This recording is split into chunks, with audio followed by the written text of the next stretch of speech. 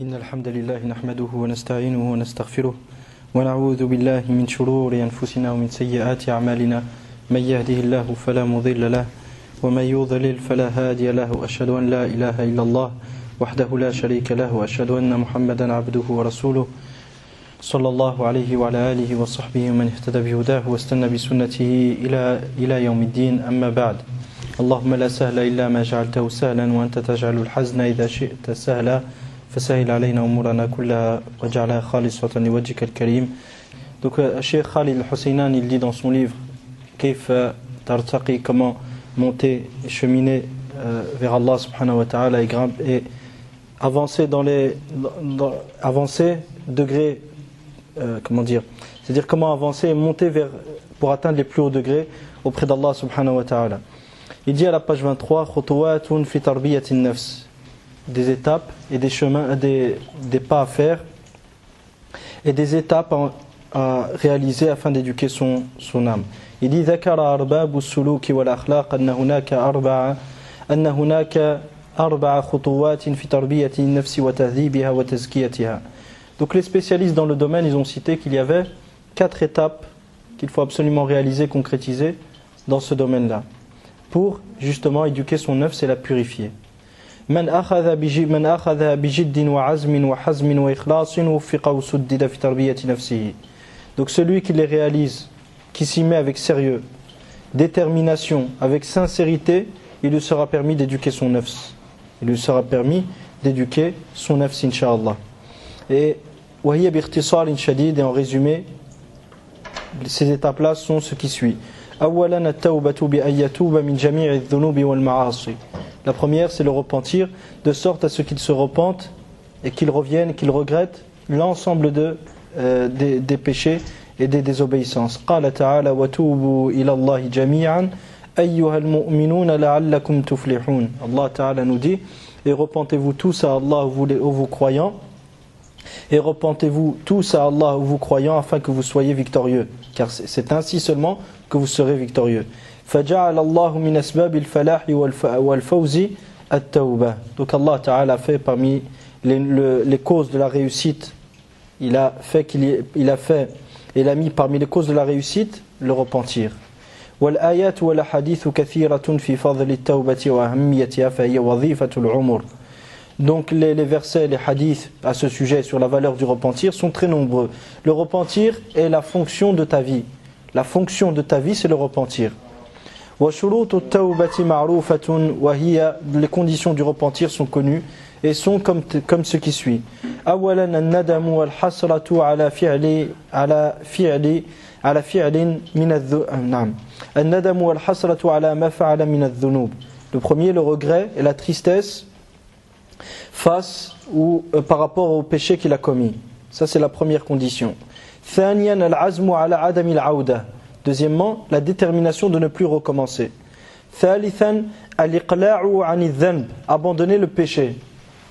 ثالثا الإقلاع عن الذنب, donc se détacher du péché.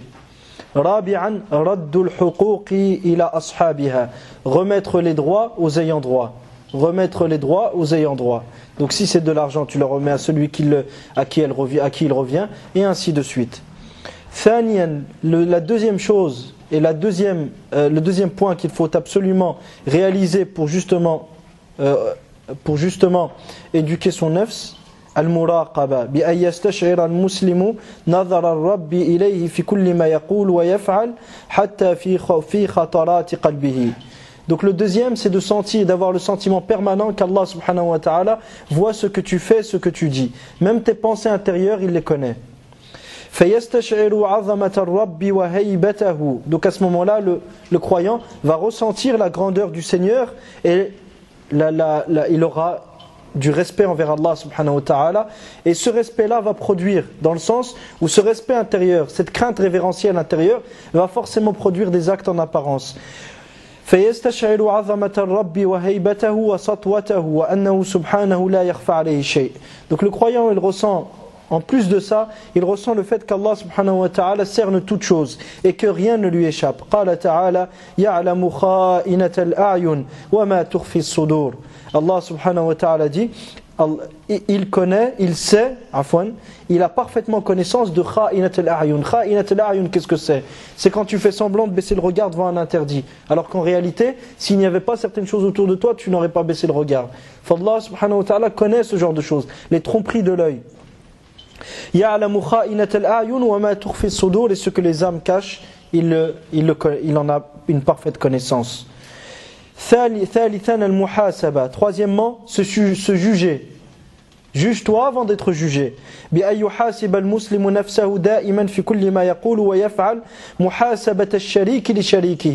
Donc de sorte à ce que le musulman se juge en permanence dans tout ce qu'il dit, ce qu'il fait, comme deux associés dans une association, dans un commerce, se jugeraient.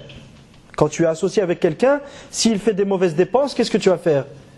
Tu vas être intransigeant vis-à-vis de lui. Parce que cet argent-là, c'est votre argent à tous les deux. D'accord? Donc le musulman, il va juger son nafs pareillement. Et il va être intransigeant vis-à-vis de sa propre personne. Qala ta'ala, Ya ayyuhalladhina amanu taqullaha wal tanzur nafsum. Ya ayyuhalladhina amanu taqullaha wal tanzur nafsum ma qaddamat lighad. Wattaqullaha inna Allaha khabirun bima ta'malun. Inna Allaha khabirun bima ta'malun. Allah Ta'ala nous dit, vous qui avez cru, préservez-vous du châtiment d'Allah et que chaque âme voie et médite sur ce qu'elle a fait. Ma qaddamat lirad, ce qu'elle a fait, ce qu'elle a préparé pour le lendemain, c'est-à-dire ce qu'elle a préparé pour le jour dernier. Et préservez-vous du châtiment d'Allah. Certes, Allah est parfaitement connaisseur et il est parfaitement informé de ce que vous faites.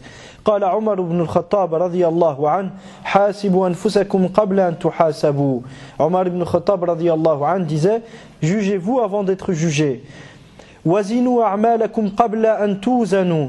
Et jugez vos actions, pesez vos actions, regardez la réelle valeur de vos actions avant qu'elles ne soient pesées pour vous. وتهيئوا للعرض الأكبر. Et préparez-vous au jour de la grande présentation devant Allah subhanahu wa ta'ala. حاسب نفسك في خلوتك. Juge-toi lorsque tu es seul. قال ابن الجوزي رحمه الله أيها العبد حاسب نفسك في خلوتك. Ibn al-Jawzi رحمه الله dit, ô toi serviteur, juge-toi lorsque tu es tout seul. وتفكر في انقراض مدتك. Et médite sur le temps que tu as passé et le temps qui est passé. Et qu'est-ce que tu as fait pendant ce temps-là?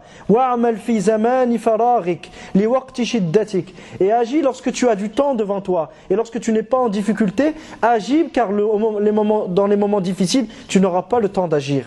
وَتَدَبَّرْ قَبْلَ الْفِعْلِ مَا يَلِي فِي صَحِيفَتِكَ. Et avant d'agir, réfléchis à ce qui va être écrit sur ce qui va être écrit sur la feuille sur laquelle est écrit ton destin.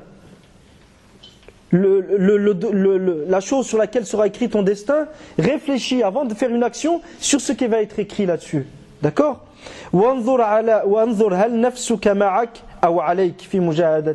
Et médite, est-ce que ton nafs, elle t'accompagne dans ce combat que tu mènes contre toi-même, ou est-ce que ton nafs ne t'accompagne pas, ou est-ce qu'elle est contre toi?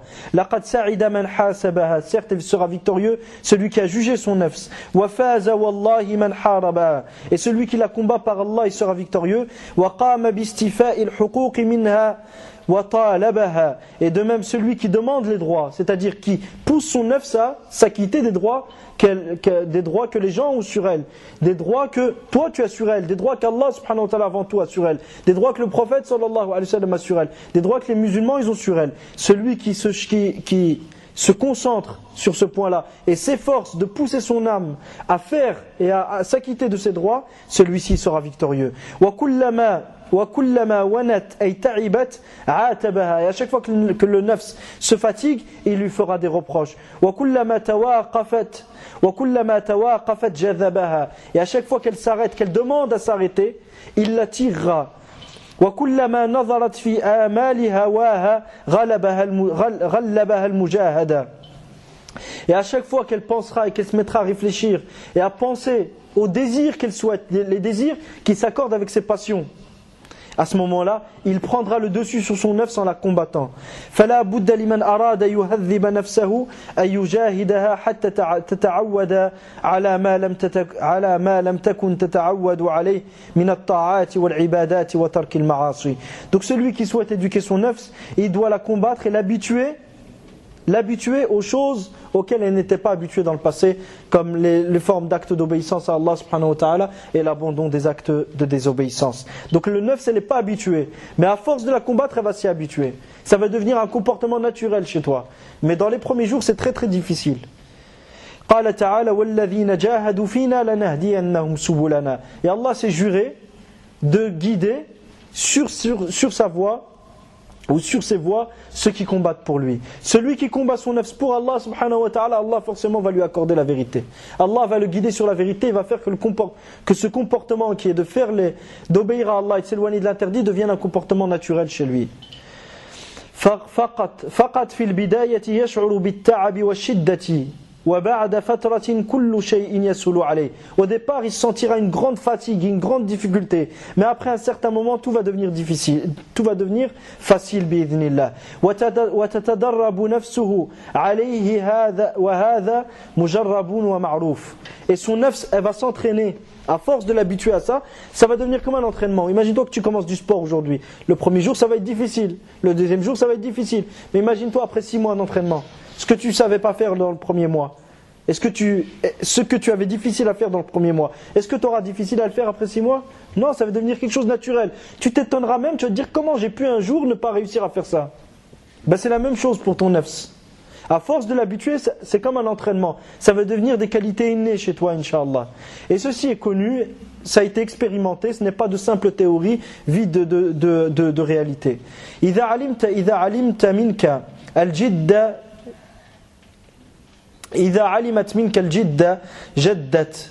Si ton nafs, elle sait de toi que tu es sérieux, elle sera sérieuse. قال ابن الجوزي رحمه الله المؤمن مع نفسه لا يتوانى عن مجاهدتها. Il dit le croyant, comment il agit vis-à-vis de sa propre personne. Il ne s'arrête pas de combattre son nafs. Il ne cesse pas de la combattre. وإنما يسعى في سعادتها. Et son but derrière tout ça, c'est qu'elle obtienne son bonheur. فاحترز عليها واغتنم لها منها. فاحترز عليها, protège donc ton nafs. واغتنم لها منها. واغتنم لها منها. Et essaye d'obtenir du butin, c'est-à-dire des choses qui te seront bénéfiques à partir de ton nafs elle-même. C'est-à-dire en faisant des efforts, tu vas bénéficier de choses qui te seront bénéfiques. Donc le profit que tu apporteras à ton nafs, il sera tiré d'où? De l'effort même que tu as fait sur elle. D'accord? Donc le profit que tu obtiendras, les intérêts qui vont atteindre ton nafs et qui vont la toucher et dont elle va profiter, ils proviennent d'où? De ses propres efforts à elle. D'accord? Wa alaykoum salam wa rahmatullah.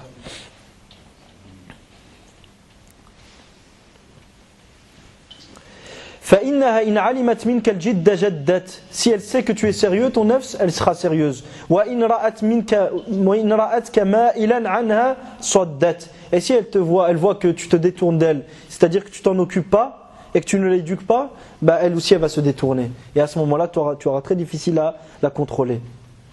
يذكر علماء النفس والتربية أن من أراد يتعود على شيء فيستمر في فعله 21 يوما أو 21 يوما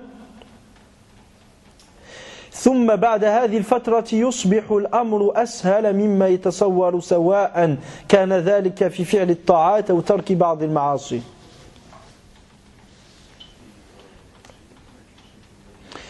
Donc certains, je répète, يذكر علماء النفس والتربية, donc des savants spécialisés dans la tarbiya, dans l'éducation, ذكروا أن من أراد يتعود على شيء فيستمر في فعله 21 يوما ثم بعد هذه الفترة يصبح الأمر أسهل مما يتصور سواء كان ذلك في فعل الطاعات أو ترك المعاصي.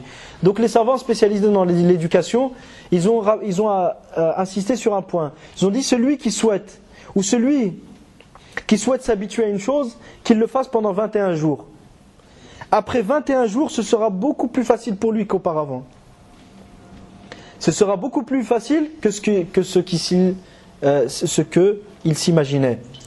Que ce soit dans l'accomplissement des bonnes actions ou dans le délaissement des mauvaises actions. 21 jours, Inch'Allah, c'est très bénéfique. Et tu vas t'y habituer. Wa sallallahu sallam wa baraka ala nabiyyina Muhammad wa ala alihi wa sahbihi ajma'in walhamdulillahi rabbil alamin.